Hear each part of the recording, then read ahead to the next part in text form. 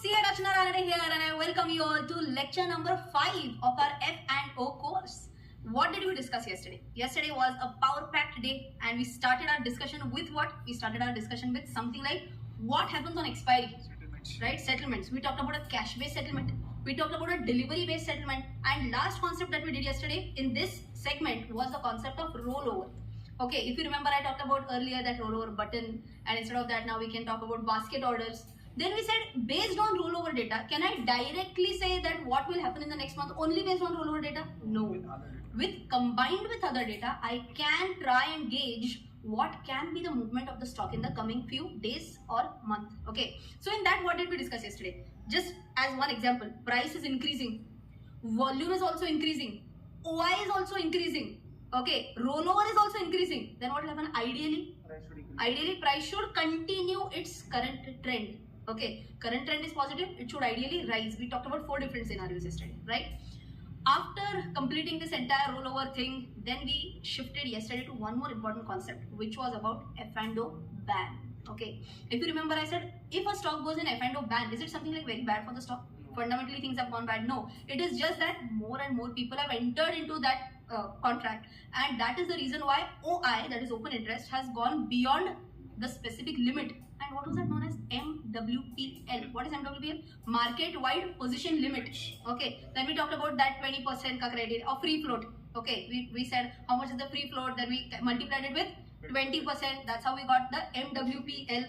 Then uska 95% we calculated, right? And then we said that if a stock goes beyond this 95%, then it will go under F&O ban. Does it go ban during the day? No. When is the ban data released? At the end of the day. And it will go in the ban on the next day. Okay. In the next day, if you remember, can fresh positions be taken if it is an F&O ban? No. Can intraday positions be taken? Yes. Can existing positions be squared up? Yes. Okay. Now, based on this F&O ban data, can I predict what ideally can happen in the short term and what can ideally happen in the medium to long term? If I'm saying, if you remember, quickly discussing this again, assume that the stock was going in a bullish trend, okay, and the stock goes into the F&O ban. In a short term, what might happen? There could be a correction. Why? Because there will be long unwinding. Okay, short term correction might happen, but in the longer term, ideally the trend will continue. Okay. Case number 2, if the stock was going in a downward journey, okay, then there'll be a short covering in the shorter term, but in the longer term, ideally it should continue its downward journey, right? We also discussed yesterday, I as a normal retail individual investor, am I going to do the math into 95% and what? No. Is the data readily available? Yes. We checked out NSE India website, and how can we download the data? It's so very simple to understand and to just play around these numbers, right? So I guess that is where we had ended our session yesterday. Today we are going to start off with something very interesting, is how can you hedge with futures in the immediate next section of the video. So now let's go ahead and start with the concept of hedging. Ma'am, 1 second. Okay. A small question. Yesterday we were discussing about the MWPL for the stock, that is 20% of the free float. Correct. I just want to know on index, how do we calculate MWPL? Okay. So the question is that a stock can go in F&O ban. Can entire index go in F&O ban? Answer is no. Index cannot go in F&O ban. Basically, that MWPL, calculation of MWPL for index itself won't happen. 20% of free float of that stock, right? So for indices, MWPL concept won't hold true, and that is the extension of that. We can say that there is no concept of F&O ban for index futures. Okay. Any other doubt? No. Okay. With that, let's move on with the concept. Kitna josh se start kiya tha main. So let's start with the concept of hedging now. Okay. So I guess day 1, when we had discussed hedging versus speculation, we had asked what is hedging, and I guess we had taken that non-finance example. That if we feel that it is going to rain today, does it mean that I will not go out only? No. What is the hedge that I take? Hedge can be I can carry an umbrella, I can carry a raincoat. Okay. Similarly, there are many people who buy a very high-end smartphone for the very first time.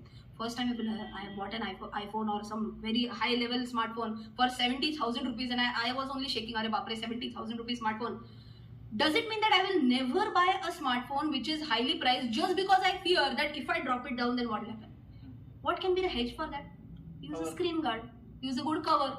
Okay, so what is that? Can I say that is nothing but hedge to protect the loss of the phone damage. Simple. So these are what? These are non-finance examples. Now moving on to financial examples. Simple. I buy a stock. Assume I bought TCS shares. By the way, as I'm recording this video, yesterday only TCS results, the Q1 results for this very financial year have come up. And yesterday, if you have looked at the results for Q1 are not that great. Okay, India revenue was down, but the export revenue was doing very well. But the guidance that they have given you understand what is guidance? Guidance means the management says that according to us, what will happen in the coming quarter.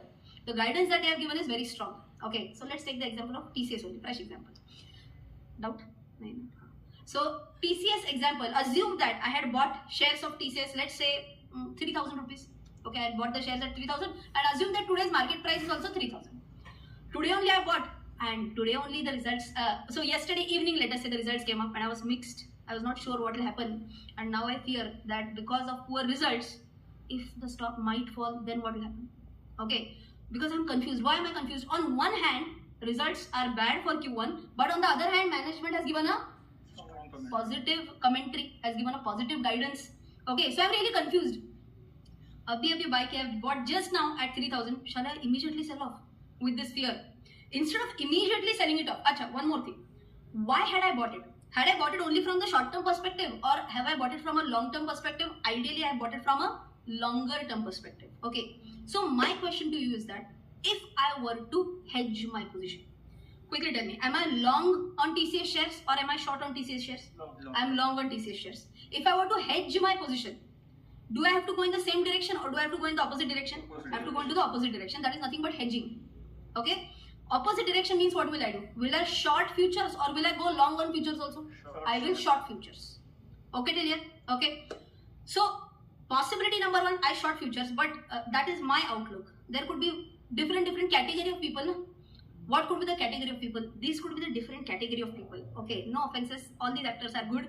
Okay, but let's take these actors as different category of people. Category one, person like Arjun Kapoor. Category number two, person like Ranveer Singh. And possibility number three, like Shah Rukh Khan.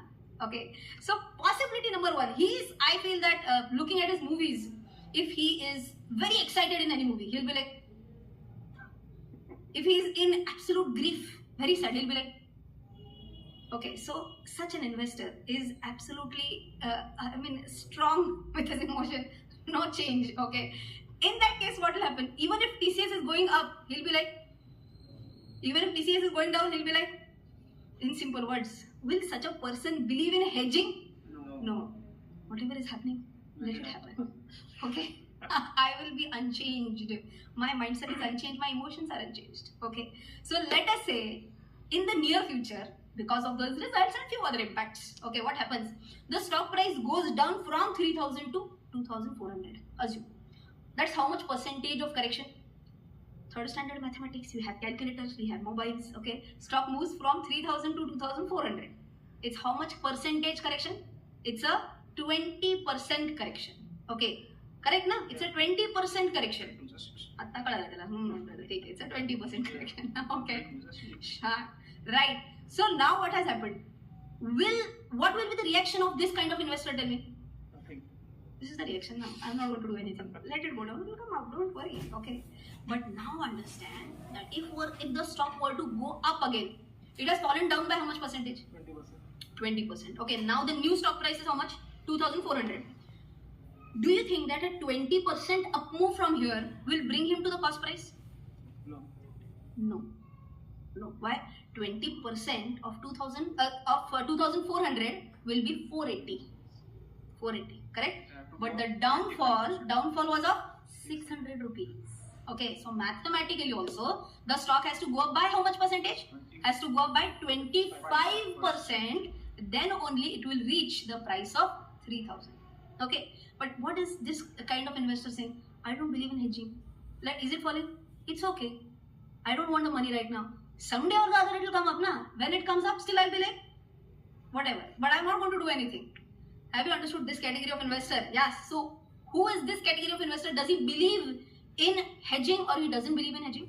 Doesn't believe in hedging. Let it fall, let it go up. I am looking from a longer term perspective and of the story. Okay. So let's move on with our second category of investor, Ranveer Singh, extremely hyper mode category of investor. Now, what is such an investor going to do? Assume that, again, same share, right? TCS.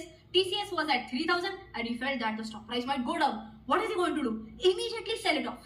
Otherwise, he would have said, Attamaji, Battela Gili, he would have said that, right? So, he would have sold it off what? 3,000 rupees. Assume that the stock corrects, okay? After the stock corrects, I'm waiting, let it fall. Now I'm seeing a reversal. Let's say it falls from 3,000 to 2,800. Now he starts seeing a reversal in the prices. And now he's going to say, that is the time when I'm going to buy it. So he buys it again at 2,800. Then the stock eventually goes up. Again, let us say it reaches 3,100. He's again going to sell it. Because let us say he feels that still it will correct. So in simple words, what is he going to do? Sell high, buy low. Sell high, buy low. He's going to be super active. Continuously selling and buying the stocks. Who is going to be happy? Our Kamath brothers are going to be happy. Zerodha people are going to be happy. Why? A lot of brokerage will be generated because of these people, right? So, what is he going to do? He has his mantra clear in his mind. Okay, what happened? Cash mein brokerage. हाँ, cash में brokerage क्यों नहीं लगेगा? If it is intraday, ना? If intraday, you have to pay brokerage. If it's a delivery, then there is no brokerage. Okay. So again, moving back. So Ranveer is going to what? Sell low, sell high, buy low, sell high, buy low. Every single time. Okay, intraday, delivery, whatever. Okay. And just one word of caution here. What can be the one word of caution? Can you hit that exact high point and exact low point every single time? No. Maybe one or two trades it might happen, but every time you might not be able to do that. And as Ranveer Singh says, कि आपका एक गलत कदम और आपकी पूरी सल्तनत खत्म. He can't say that चीते की चालबाज की नजर और बाजीराव की तलवार पर, उनके तलवार पर संदेह नहीं कर सकते, but ट्रेडर के हर बार के ups and downs पे संदेह कर सकते हैं, right? So every time a trader might not be right in catching the highest point and the lowest point. So what happened in Ranveer's case? Did he truly hedge his position? No. He just sold it off, bought it again, and again when it went up, sold it off, bought it again. Okay. So that is one category of investor. I'm not saying he is correct or wrong or what. We are just discussing what can be one category of investor. And then comes our third category of investor, who is Mr. Shah Rukh Khan.